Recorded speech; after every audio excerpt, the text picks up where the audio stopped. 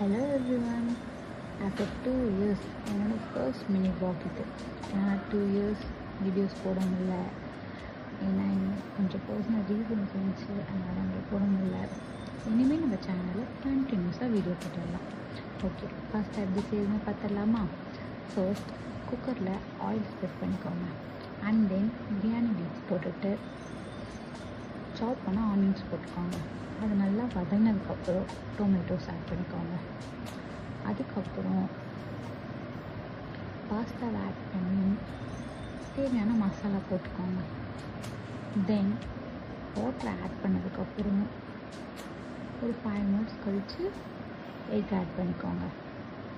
And then குக்கரில் 3 whistle விட்டு இறக்கினா நம்ம பாஸ்தா ரெடி. டேஸ்ட் பண்ணி பாருங்கள், சும்மா அட்டகாசமாக இருக்கும்.